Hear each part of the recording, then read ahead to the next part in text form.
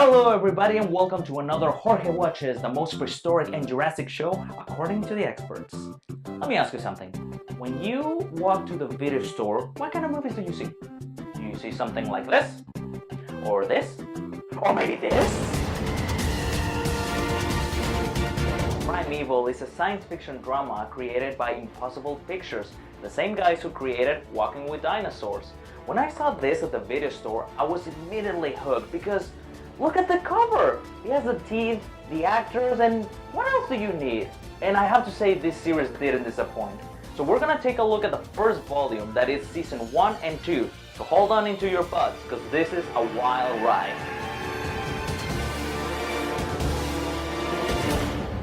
Before I start talking about this series, I want to level with you for a moment. Science fiction is a great genre. It keeps growing in popularity more and more, and there's a massive amount of opportunity for writers to do whatever they want. And dinosaurs are by far God's coolest idea. Now combine these two, and you got a fantastic, juicy idea of a series. This series don't lose any time at all. On the very first scene, you get a big chase, a dino, a woman, and many thrills. On the very first episode, we got to our main character, Professor Nick Cutter, played by Douglas Hensel, who is called to investigate some mysterious and scary events that happen in the town. So he joins forces with his best friend Stephen Hart, played by James Murray, and student Connor Temple, played by Andrew Lee Potts. Together, they discover claw marks, broken fences, and cows on trees. Meanwhile, on the other side of town, we get introduced to a goddess named Abby Maitland, played by Hannah Spirit. She is called by a family who encounter a weird flying lizard thingy. And since Abby is a lizard expert, she doesn't really want to miss this. So she goes and visits probably the coolest kid on Earth. And for her surprise, the species that the lizard was is something that she has never seen before. So of course, they go out and see where did they found that lizard. But sadly, they get too scared and they get separated. The kid bumps into something that we're gonna start calling an anemone. Anomaly. That's the one. So he takes a sneak peek and he sees something really darn cool.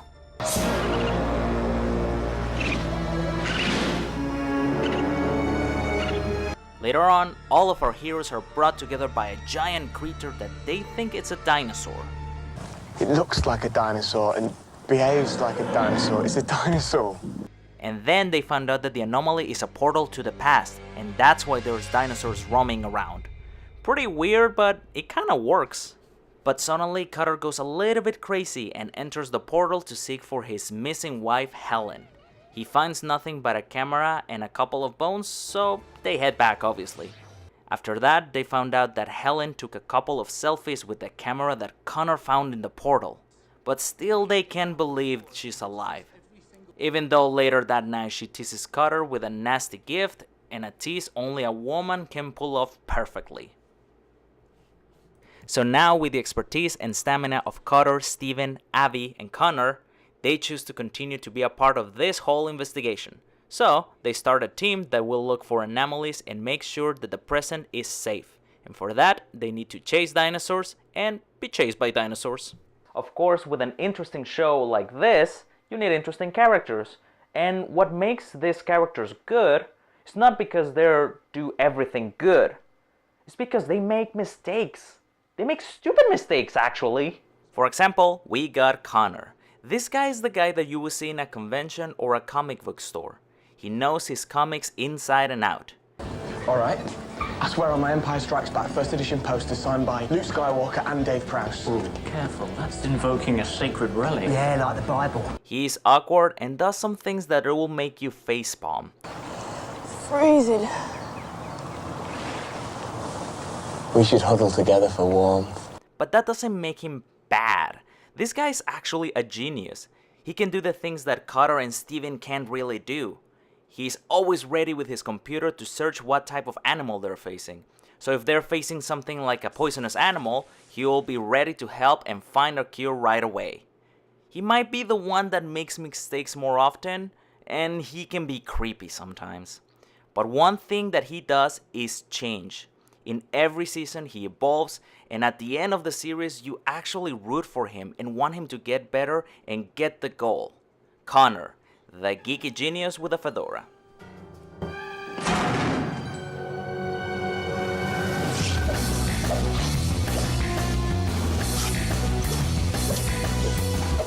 Clear!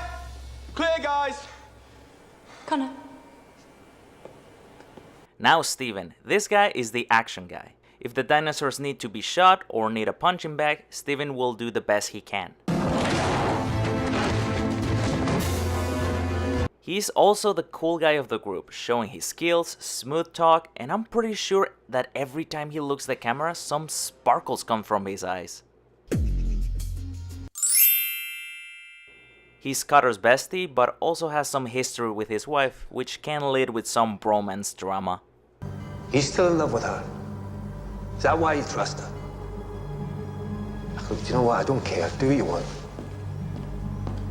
He might be the polar opposite of Connor, which can lead into some funny situations. So, what do you think of Abby? She's okay, why? I was picking up some heat between us. You get an instinct for these kind of things. I thought you already had a girlfriend. She's more of a pen pal, really. She lives in the Gambia. It's practical for a night out. Yeah. So do you think Abby likes me? Why don't you ask her yourself? All right, I might. At the beginning of the series, he starts to not be as interesting or fun as the other characters, but if you like action characters, he's the one who definitely you will like to watch.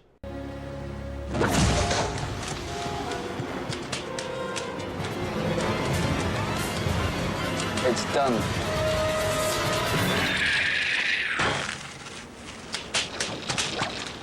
Well, looks like you guys are on for a treat. And I'm not talking about that, you perv. Avi is the most passionate of the entire group. She loves her job and helping others. She knows about animals a lot and adapts into every situation. It must be some kind of an absent. A tortoise. Stay in his field of vision. You're making him nervous. Now, if you think that she's the damsel in distress that will get captured in every single episode, you are wrong, people. Avi Maitland is an action girl.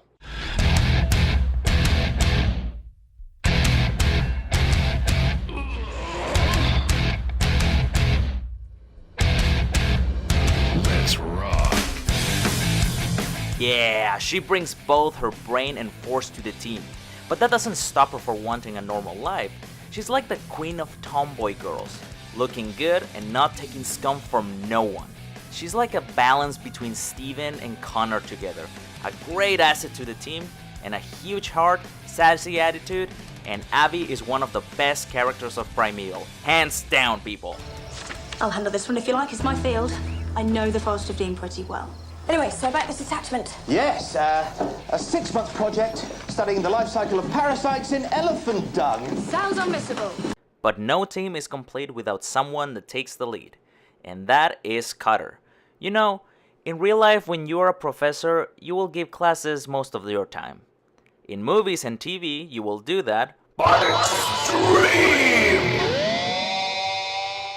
Cutter might not be as strong as Steven or a genius as Connor, but he knows what to do in the moment. Any problem he encounters, Cutter tries to find the best solution possible. His fascination of encountering real dinosaurs is very engaging, and I think his great tribute is his open mind.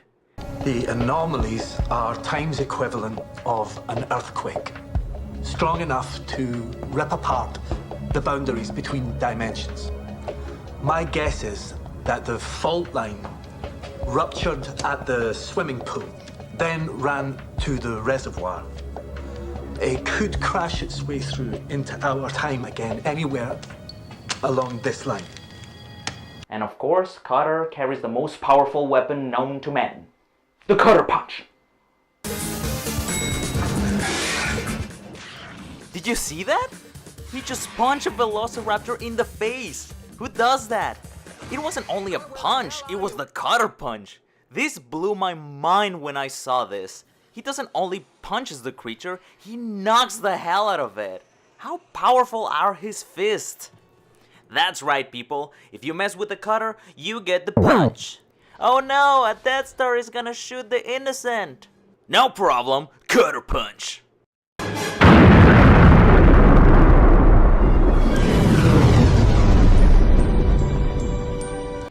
Oh no, there's a Sauron that will conquer everything. No problem, cutter punch.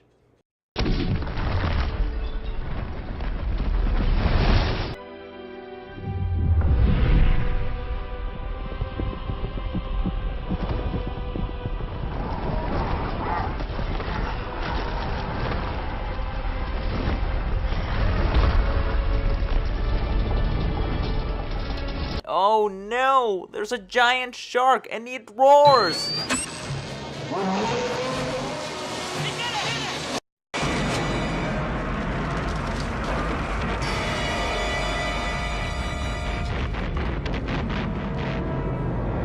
With an attitude of a visionary and adaptable skill, Cutter is definitely worth to cheer in this series. And of course, Cutter Punch! So with a great team like this, you need a great villain. So he can possibly be even scarier than dinosaurs, or even more dangerous. And for that, you got Cutter's wife. Helen Cutter, played by Juliette Aubrey. Where do I start with this woman?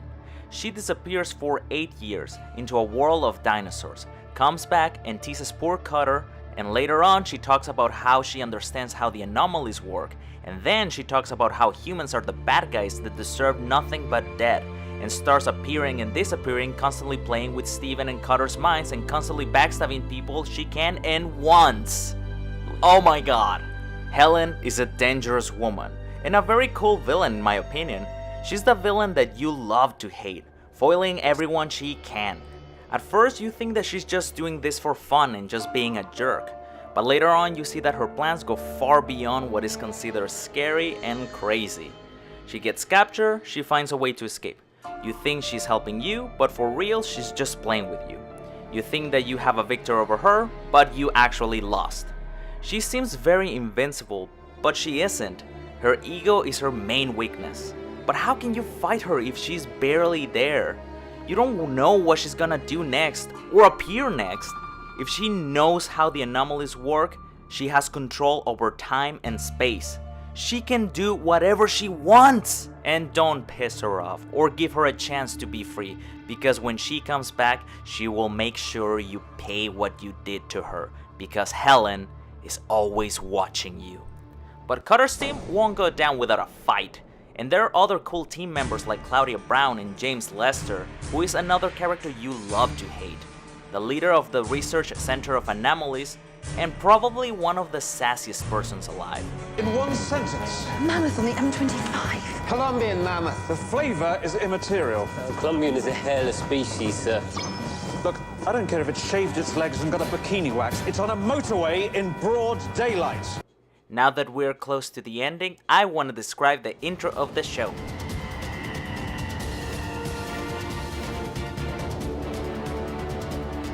It's exciting and gets you pumped for adventure and action, even though most of the time innocent people get killed or devoured before the intro. Wait, hold on a second.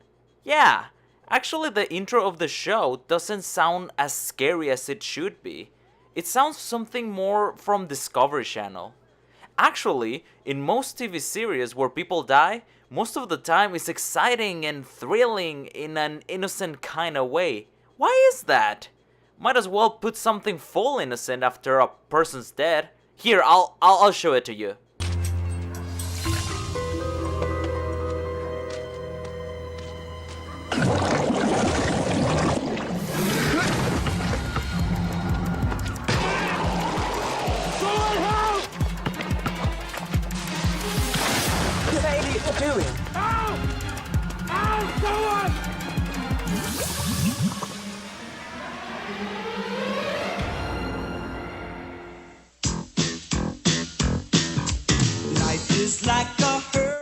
See?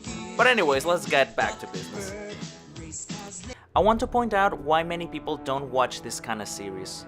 And that's because they're afraid how the dinosaurs will look. And to be honest, they aren't bad. Obviously they can't top Jurassic Park and make dinosaurs look fantastic, but for a series that needed at least one creature for each episode, it's not bad, or worse than sci-fi.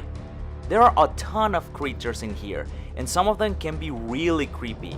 And since it's a science fiction about time traveling, of course they need to go to the future.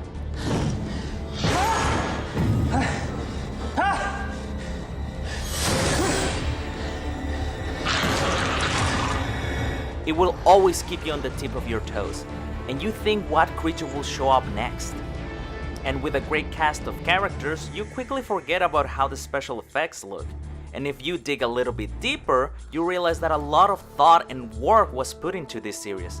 Of course, there are not super memorable moments like "clever girl," but the series gives you thrill and makes you cheer for the characters, and the most important thing is that the team evolves. Connor gets more mature, Avi is more open-minded, Steven becomes stupider, and even Cutter, that is the tragic hero, he uses every defeat on his favor to learn and get stronger with knowledge and hope for humanity.